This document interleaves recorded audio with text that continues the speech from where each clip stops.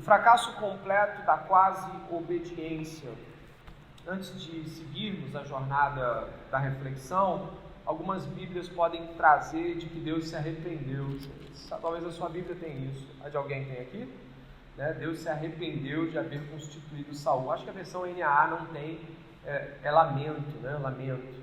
Algumas Bíblias, como a RC ou a ARA, elas têm uma versão assim como Deus se arrependeu. Eu até coloquei uma nota explicativa aqui do professor Luiz Saião, né, pastor Luiz Saião, sobre isso ser uma figura de linguagem. Caso alguém tenha uma Bíblia diferente, fica aqui digamos assim, a necessidade de mencionar de que a argumentação aqui antropopática, ou seja, trazer um aspecto humano para Deus, tentando aproximar ao máximo o que Deus está sentindo em palavras humanas. Por isso, se sua Bíblia tiver arrepender-se, o termo lamentar profundamente pode ser talvez mais elucidativo, mas se tiver arrepender-se, Deus não se arrepende por ter feito o mal, mas lamenta profundamente por ter constituído o bem em face da resposta errada humana.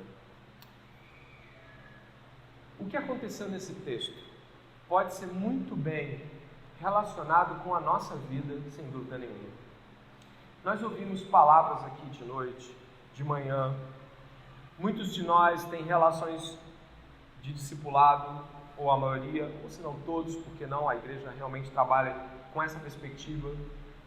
Então, quando nós estamos falando sobre ouvir, sobre entender o que Deus está dizendo, ou sobre receber uma palavra da parte do Senhor, nós precisamos trazer primeiramente isso para o campo de onde isso acontece. Isso acontece ao ler a Bíblia e o Espírito Santo ministrar o seu coração. É assim que acontece, né? Quantas vezes somos convencidos de pecado, lendo a Bíblia, imediatamente vem-nos o peso, a contrição, e a gente se arrepende e pede perdão ao Senhor e pede para mudar. Isso acontece e deve acontecer sim, porque a leitura devocional, a leitura para dentro de si, ela tem esse objetivo. Mas isso também acontece no ambiente de ouvir outras pessoas. Pode ser o pastor, pode ser um discipulador, discipuladora, pode ser um irmão, uma irmã, tendo visto algo que direcionalmente pode vir na sua posição, como por exemplo, a gente viu Saul aqui, Deus usou Samuel para falar com ele. O cenário é um cenário que você pode imaginar, é um cenário fácil, nós estamos falando de uma guerra. Deus ordenou que determinado juízo fosse impetrado contra os amalequitas, que haviam, lá atrás, trazido obstáculos contra os filhos de Israel. Então, nós estamos diante de uma ordem expressa de Deus para que o juízo de Deus seja colocado diante daquelas pessoas, e os instrumentos para isso serão o povo de Israel, na liderança de Samuel, que não deve sequer questionar a ordem de Deus em relação à justiça que o Senhor está impetrando. Ponto. Temos essa compreensão contextual que nos basta para entender que Deus mandou e ponto. O instrumento aqui é Samuel, que é um juiz, o último juiz de Israel, e ele também é alguém que profetiza, e diríamos até mesmo coloca sacrifícios diante do Senhor, preconizando aí muito daquilo que nós encontramos, ou a realidade final em Jesus Cristo, que une os ofícios, e é claro, Samuel aqui não é um rei, e por isso mesmo ele nunca vai ser completo. Nenhum dos homens que nós encontramos nas Escrituras, ele vai fazer essa completude do tríplice ofício de Cristo. Mas existe algo interessante aqui que precisa cair no nosso coração. Samuel recebe uma ordem, e no meio do caminho, ao invés de cumprir aquilo que lhe foi ordenado cabalmente, ele faz algumas considerações e ele relativiza a obediência completa dessa ordem. Essa é a tônica. Ao longo do texto você vai vendo por que ele faz isso. No começo parece que ele está repleto de boas intenções, né? Diz que é tudo muito puro aos olhos de Saul. Depois é que ele revela o coração dele. No começo está tudo muito bonito. Saul faz aquilo para a glória de Deus. Você deve ter reparado no texto, né? Balança a cabeça para ver se você lembra do texto. Eu não vou ter que ler o texto de novo, 35 versículos. E ao longo desse texto, Saul fracassa totalmente ao obedecer parcialmente. A ordem não foi cumprida em sua totalidade, mas talvez você diga, não, mas a ordem foi cumprida de alguma forma. E é aí que eu quero entrar para trazer essa reflexão. Quando nós estamos falando sobre palavra de Deus, nós estamos falando de que tudo que a palavra de Deus coloca-nos para cumprirmos, de modo correto, contextualizado, sem buscar relativizações facilitadoras, deve ser cumprido cabalmente. Deus não considera obediência aquela que obedece o que convém obedecer, porque isso não é obediência coisa nenhuma. Você fazer a vontade do meu coração. E aqui, no meio da jornada, a tristeza de Deus é muito grande, né? Desculpe fazer essa inserção um pouco extemporânea, mas que tristeza! Você vê Deus lamentando, porque era algo que deveria ser feito. Era a vontade de Deus ali para aquele momento, para aquele povo. Deus impetrando justiça contra os amalequitas. Mas há um fracasso completo de uma obediência parcial. Então, todas as vezes que nós estivermos lidando com a questão da obediência à palavra de Deus, ou é, ou não é. Ou é ou não é. E muitas vezes nós buscamos ver quanto da obediência a gente consegue obedecer, e ao invés de encarar com bastante zelo as discussões aqui apresentadas e as ordens, nós relativizamos a obediência com o cumprimento de coisas que também faziam parte daquilo tudo. E a nossa consideração mental é, mas eu fiz isso, eu só não fiz isso. E a partir disso eu queria trazer algumas colocações aqui, nessa reflexão, que podem trazer a nós digamos assim, um contristamento por coisas que já cometemos e também uma preparação para aquilo que o Senhor vem nos cobrar nas próximas semanas, na nossa vida. O primeiro ponto que eu queria ressaltar é que o fracasso da quase obediência dificilmente se dá por ignorância, pois quando não sabíamos, desculpa aí, é só o Vitor fazer uma pequena mudança, ficamos até tristes pela não obediência e esboçamos lamento e consternação por isso, não justificativas para ainda estar certo. Quando o teu coração e o meu quer obedecer, como você fica quando alguém disse que você não obedeceu direito? Porque você não sabia. Puxa, eu não sabia, eu não me atentei, você falou, mas eu não... Passou. Desculpa. Você lamenta por não ter sido obediente. Você não pega a parte que você não entendeu, a parte que não ficou totalmente comunicável, a parte que não ficou clara, a parte, você não pega essa parte e fica valorizando ela por não ter cumprido tudo. Você fala, não, mas deve ter sido culpa minha, porque acabou passando, desculpa. Como é que eu posso reparar isso? Porque o coração, quando quer obedecer, ele não está buscando justificativa para não obedecer. Ele está buscando justificativa para obedecer. Então, se ele não obedeceu tudo, ele foi proposto uma obediência completa, é óbvio que o coração ele não vai buscar justificativas para não ter obedecido. Na verdade, ele vai ficar contristado por não ter obedecido. Está claro até aqui? Logo, muitas vezes, quando nós não cumprimos determinada coisa, quer seja dada pela palavra, quer seja dada por autorização do Senhor na vida de lideranças, a nossa atitude não pode ser assim, eu não sabia, se eu soubesse eu faria. Não, isso não parece ser um coração obediente. Isso parece ser alguém colocando na conta dos outros.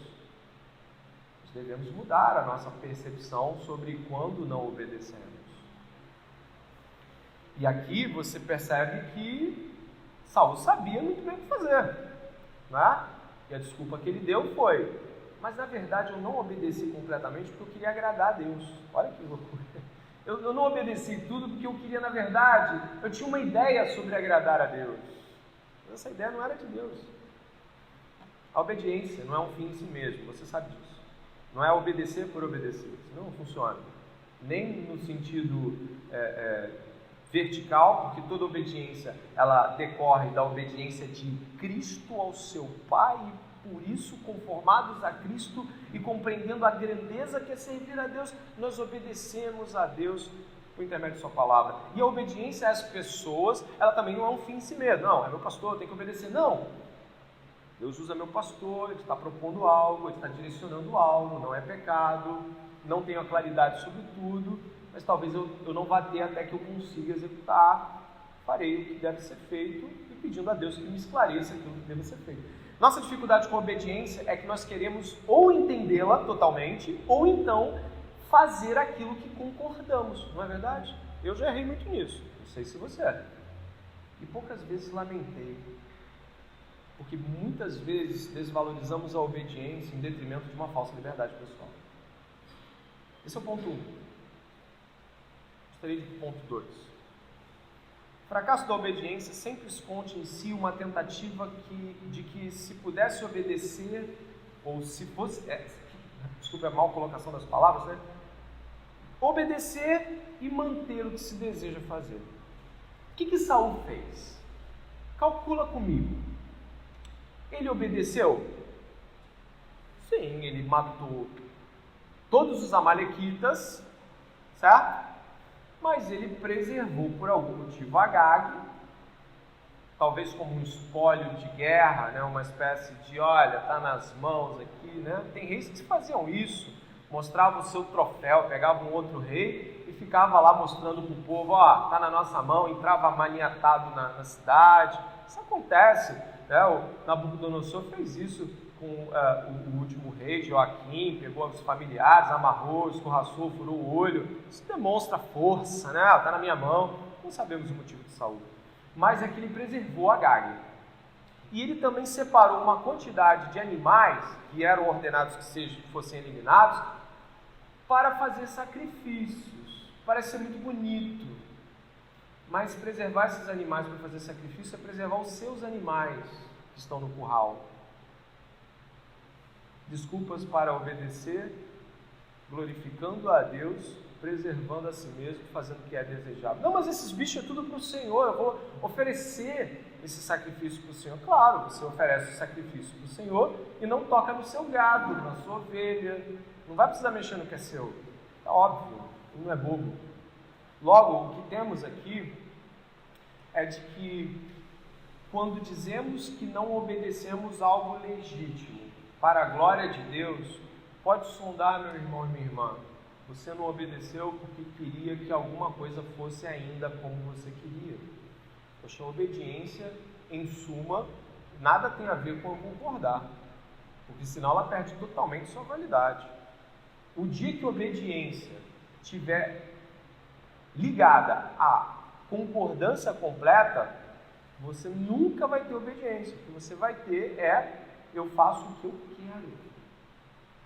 É aquela brincadeira, né? Que a criança, o adulto pergunta para a criança: você gosta de sorvete? Gosto. Então eu vou te dar uma ordem, vai lá e compra esse sorvete na padaria. A criança vai correndo, bota a roupa na hora, porque ela está fazendo o que ela quer, ela gosta de sorvete. Então vamos pensar razoavelmente sobre como nós temos sido muitas vezes desonestos, apontando para a glória de Deus, apontando de que não, olha, eu fui diante do Senhor em oração, o Senhor não me deu paz. Tem muito disso, sabia? Muita gente procura o Senhor, procura paz, procura outros conselhos, e às vezes o que a pessoa está procurando não pode ser tão difícil assim. Eu não vou perder a chance disso por causa de uma obediência. Só que na verdade, irmãos, eu creio da seguinte forma, do ponto de vista da palavra de Deus. Eu creio que a obediência à palavra de Deus, falando do ponto de vista bem vertical dessa obediência, ela vai te trazer perdas incalculáveis nesse tempo presente. Jesus Cristo foi obediente até a morte, o quê? Morte de cruz, perdeu tudo. Então, o dia que a obediência lhe favorecer, tome muito cuidado. No sentido assim de, isso vai ser melhor obedecer, no sentido de, acho que eu ganho mais com isso. Cuidado quando a tua visão de obediência for ver o que você ganha com isso. Porque não foi assim que Jesus Cristo obedeceu. Ele não ganhou nada nesse tempo. Quando nós pensamos em Jesus Cristo em termos de obediência, ganhar alguma coisa, a gente encontra Hebreus capítulo 12, que em face daquilo que ele estava passando, Ele olhou para aquilo que era proposto e viu que era maior. Se for assim, eu acho que dá para a gente pensar em por que obedecemos como benefício futuro, porque como benefício presente não há nada de que ser cristão vai fazer você ter uma vida melhor, mais próspera, mais tranquila. Na verdade, as coisas vão ficar mais difíceis cada vez que você é obediente. Tanto é que a obediência de Jesus levou ele até o Calvário. Por isso, não busque obediência para benefício particular. Não busque obediência para que algo seja facilitado. E tome muito cuidado, porque nós podemos fazer isso com uma facilidade. O terceiro ponto: fracasso em obedecer esconde medo de que a obediência não consiga cumprir sozinho os seus propósitos. Meus arranjos de frase estão horríveis, estava com muito sono. Se eu obedecer, eu não vou conseguir isso. Só que obedecer, a gente obedece por fé, você concorda com isso? A gente não obedece porque ao obedecer o cálculo X vai chegar ao Y, não. A gente não obedece porque vai conseguir calcular a coisa do ponto de vista de benefícios. Eu quero ressaltar que quando nós estamos falando de obediência, nós estamos falando de fé. Nós estamos falando de certezas em coisas que não podem ser vistas. A obediência precisa ser obediência por fé. Quando ela não é por fé, ela pragmatiza o cálculo da obediência. E basicamente eu obedeço, e se eu obedecer segundo os meus cálculos, eu não vou ter mais o controle sobre isso. Pois é, de fato não terá. E por isso é difícil pra caramba obedecer. O 4 é óbvio, já foi colocado, mas eu ressalto: o fracasso da obediência aponta para um claro desejo de fazer o que se quer, se crê, ao invés de obedecer. Saul fez um cálculo, e o cálculo dele foi: ele ouviu a palavra do Senhor, fez um julgamento, mas ele ouviu outras pessoas. Você viu o que está no final do capítulo? Deve ter visto, né? Ele ouviu pode falar. O povo. Ele não ouviu só o Senhor, ele fez uma pesagem. Tem o Senhor falando e tem o povo falando. Não tem uma voz só, não tem uma autoridade só sobre o coração de Saul. O coração dele é volútil, é inconstante, porque existem vozes além da voz do Senhor. E aí ele inclinou-se para fazer o seguinte: eu vou ouvir os eu vou fazer tudo que tiver que fazer na cidade, vou acabar com tudo, mas vou também segurar os animais, porque de alguma forma isso foi uma sugestão que talvez nem tenha vindo dele, mas do próprio povo. Talvez o próprio povo fosse beneficiado com essa grande quantidade de sacrifícios que poderiam de repente poupá-los em alguma coisa. Enfim, sem fazer inferências, ele tinha mais de uma voz no coração para ouvir. Ele não ouvia só Deus. E quando a gente ouve Deus pela metade, a gente não ouve Deus de forma alguma. Quando a gente ouve a voz de Deus e relativiza com as vozes de outras pessoas, a gente não ouve voz nenhuma. Uma vez eu vi o pastor Paul David Washington, o pastor batista Paul David Washington, falar sobre ele pregar nas igrejas, que ele é um pregador itinerante, de certa forma. E ele falou que certa vez ele pregou numa igreja e deixou claro de que as pessoas deveriam depois perguntar ao seu pastor se a palavra que ele tinha colocado estava em pé de igualdade com aquilo que Deus estava ensinando naquela igreja ao longo daquele tempo. Porque, obviamente, a gente pode imaginar que ao trazer um Paul Washer para a igreja, ele basicamente é o arauto definitivo, quando na verdade o que o Paul Washer estava falando nessa pequena entrevista em espanhol era justamente de que ele tinha preocupações de que as pessoas pudessem reconhecer a autoridade pastoral em relação àquela fala. Às vezes a gente faz isso no YouTube, não? De repente você recebe uma direção de um discipulado aí, né? E aí você fala: não pode ser isso, eu vou procurar um vídeo aqui. E procurar vídeo é procurar o que você quer ouvir, muitas vezes. Você pega, quer ouvir sobre alguma coisa, você pega aquele vídeo. Tome muito cuidado. É muito desafiante, eu concordo com você, é muito desafiante obedecer. Já é desafiante quando você vê na escritura e você bate de frente. Agora, quando é um ser humano, né? Um ser humano falando: faça isso, aquilo não é um bom caminho, isso é um bom caminho, mas aquilo é um mau caminho. Você já reconsiderou que talvez você esteja pensando errado? É muito ruim ouvir questionamentos sobre nossas considerações Ainda mais se a gente tiver pensado que está tudo certo sobre isso. Mas tome muito cuidado com ouvir vozes, porque muitas vezes essas vozes, na verdade, traduzem o teu próprio coração, o teu desejo de coração. Quinto, acabando, o fracasso da obediência se demonstra claramente pela insensibilidade e falta de temor a Deus, ao desconsiderar que está agindo deliberadamente em rebeldia diante de Deus. Essa é uma coisa interessante que a gente não percebe, que está o tempo todo diante de Deus. Você está aqui agora, apesar de ter pessoas ao seu redor, você está diante de Deus. Quando você está mentindo, pode parecer que você só está mentindo para aquela pessoa, mas você está mentindo e está diante de Deus. Então, quando nós estamos, às vezes, dentro de um campo horizontal de relação, a gente ignora a presença de Deus. A gente, por exemplo, acredita que pode estar levantando relativizações de coração e Deus não está vendo. Mas Deus está. Estamos sempre diante do Senhor. Logo, nunca pense que mentir, relativizar, flexibilizar vai ficar ali no horizontal. Porque eu, por exemplo, como pastor, posso dizer assim: tudo bem, se você está dizendo que a sua motivação era essa, eu é que não vou dizer que era outra, porque eu não sou Deus para olhar o seu coração, não é? Olha, para alguém que teme a Deus, isso é o suficiente para sair dali tremido se tiver mentido pela metade, sim ou não? Já teve nessa situação, né? Eu também. Você falou metade. Você falou, pessoa, qual é a sua motivação sobre isso? Essa. Mas e isso? Não, isso não. Isso nem passa pela minha mente. Isso não, isso não, isso não. A gente acha mesmo que vai poder esconder isso dele, né? Mas o Senhor viu o coração de Saul. Samuel não tinha nem chegado, não tinha nem ouvido o barulho dos animais do curral, e Deus já tinha lamentado lá, porque Deus já tinha visto o coração de Saul lá fora do ambiente em que os olhos de Samuel pudessem ver. Quando nós estamos um diante do outro, de modo, agora falo de horizontal, falamos de vertical, é de modo horizontal, quando eu e você estamos um diante do outro, não estamos sozinhos, nós estamos junto com o Senhor. Então, quando você estiver diante de uma liderança, alguém que tem cuidado da sua vida, alguém que tenha assumido representatividade diante de Deus na sua vida, tomar muito cuidado, você não está falando só com aquela pessoa, você está falando com o Senhor também.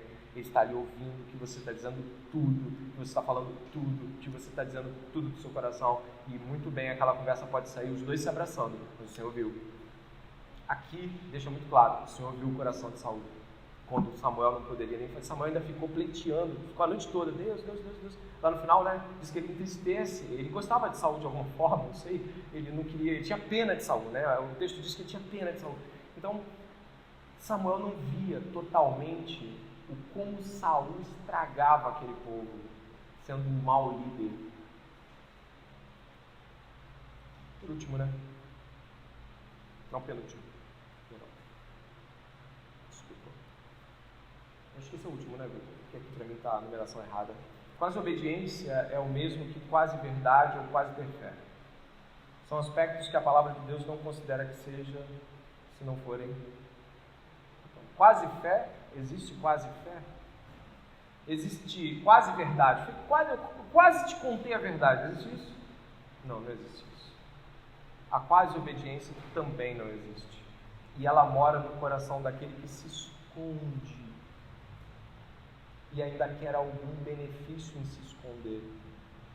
Isso é muito comum quando nós vemos que as pessoas, ao invés de estarem tristes por não terem cumprido algo que o Senhor determinou, ou uma direção pastoral, elas fazem assim: olha, eu não achei que devia fazer ponto, eu achei que devia ser outra forma, de outra coisa, eu já fiz isso.